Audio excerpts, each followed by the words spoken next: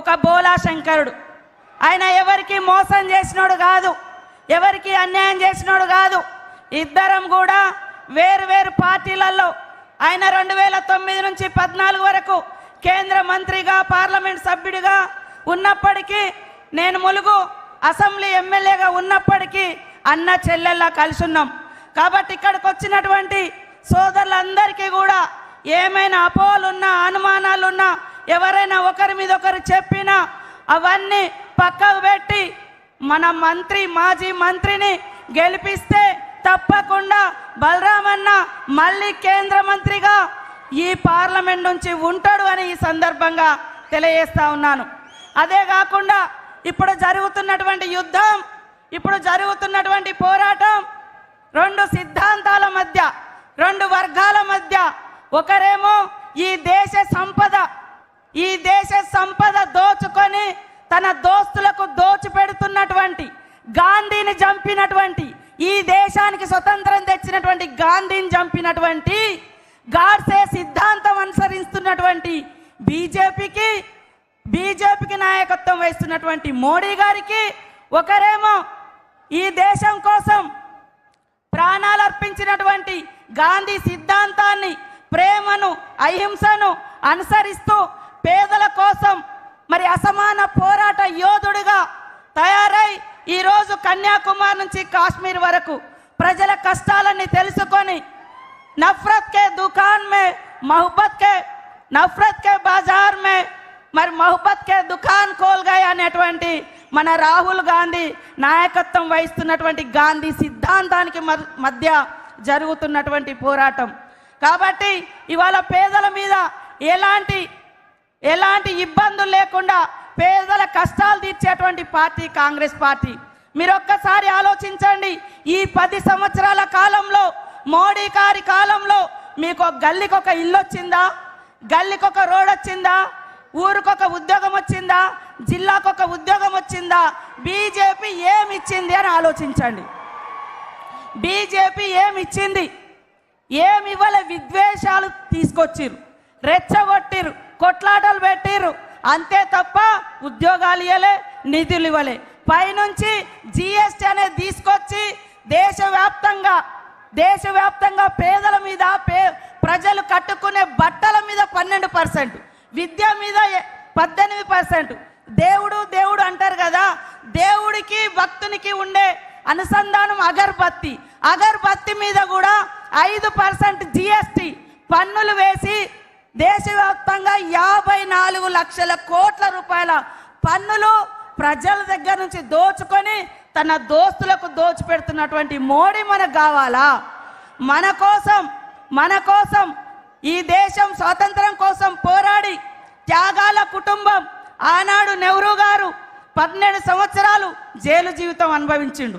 ఇందిరమ్మ ఈ దేశం, నా దేహం ముక్కలైనా పర్వాలేదు కానీ ఈ దేశాన్ని ముక్కలు కానియను, దేశ సమైక్యత కావాలి, మరి భిన్నత్వంలో ఏకత్వమే జాతి యొక్క అస్తిత్వం అని నిలబడ్డటువంటి మహనీయురాలు. మరి అలాంటి వారసత్వం నుంచి వచ్చినటువంటి రాహుల్ గాంధీ గారిని గెలిపించడం కోసం ప్రతి ఒక్కరు కూడా కష్టపడాల్సిన అవసరం ఉంది. ఇవాళ కాంగ్రెస్ ఉన్నప్పుడు 100 రోజుల పని తీసుకొచ్చింది. ఉపాధి హామీ చట్టంతో పాటు పోడు భూముల హక్కు చట్టం, విద్యా హక్కు చట్టం, 80 కోట్ల మందికి పైగా రేషన్ కార్డులు ఇచ్చి ఆహార భద్రతా చట్టం, ఇలాంటి ఎన్నో చట్టాలు తీసుకొచ్చారు. మరి మోడీ గారు ఏం తీసుకొచ్చారు? మోడీ గారు ఆ చట్టాలకు తూట్లు పొడిచే విధంగా రేపు మనకిచ్చినటువంటి మనందరి ఆత్మగౌరవానికి ప్రతీక భారత రాజ్యాంగాన్ని మార్చేటువంటి కుట్ర జరుగుతుంది. భారత రాజ్యాంగం మార్చబడితే యుగాల నాటి మన సంస్కృతి వస్తే దళితుడు ఎక్కడ పుట్టినంటాడు? అరికాళ్ళ కాడ పుట్టిండు కాబట్టి నువ్వు అంటరాని వాడు అని చెప్పేటువంటి సిద్ధాంతం వస్తుంది. సమానత్వం అనేటువంటి రాజ్యాంగ హక్కులను ఈ మోడీ కాలంలో, రాబోయే కాలంలో కోల్పోబోతున్నాం. దయచేసి ఇక్కడున్నటువంటి ప్రతి ఒక్కరూ ఆలోచించండి.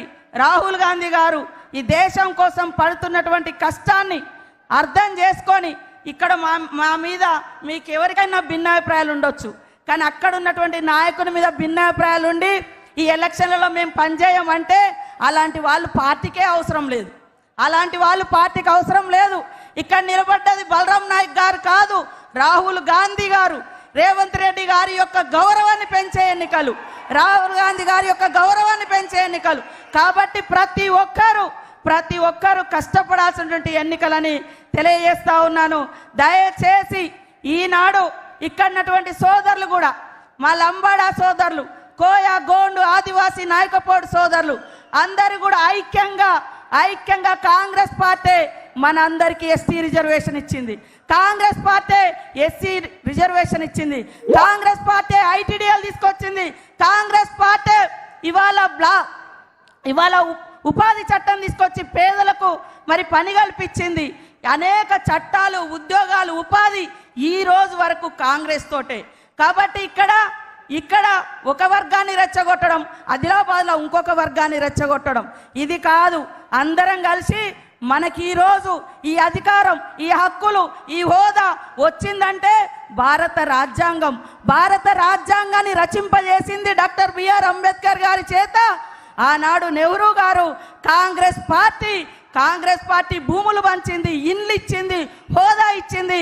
ఇన్ని సంవత్సరాల తర్వాత 34 ఏళ్ళైంది రాజీవ్ గాంధీ చనిపోయి. ఆ రోజు నుంచి ఈ రోజు వరకు వాళ్ళ కుటుంబంలో ప్రధానమంత్రి పదవి లేదు.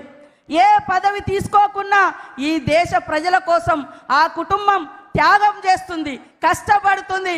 కాబట్టి ఒక్క అవకాశం నెహ్రూ, గాంధీ, ఇందిరమ్మ సిద్ధాంతాలను, ఆదర్శాలను ముందుకు తీసుకుపోవడం కోసం ఈసారి ఖచ్చితంగా రాహుల్ గాంధీ గారిని ప్రధానమంత్రి చేయాల్సిన అవసరం ఉందని తెలియజేస్తా ఉన్నాను. ముఖ్యంగా ఇక్కడ లంబాడా సోదరుడైనటువంటి మనందరి అభిమాన నాయకుడు మరి బలరాం నాయక్ గారు అన్ని కులాలతో, అన్ని మతాలతో, అన్ని వర్గాలతో అన్యోన్యంగా ఉండేటువంటి వ్యక్తి. కాబట్టి ఆయనకి ఇచ్చినాం. అదే విధంగా ఆదిలాబాద్లో ఒక ప్రశ్నించే గొంతుక, ఒక మానవ హక్కుల కార్యకర్త, ఒక సామాన్య టీచర్ గోండు తెగకు ఇవ్వడం జరిగింది. కాబట్టి 2 వర్గాలను, 2 తెగలను ఈక్వల్ చేయించినందుకు మీరందరూ కూడా ఇక్కడ బలరామన్నకేయించి, అక్కడ సుగుణకేయించి రాష్ట్రంలో 17 సీట్లకు కాంగ్రెస్ పార్టీ చేయి గుర్తుకు ఓటేసి గెలిపించాలని పేరున కోరుకుంటూ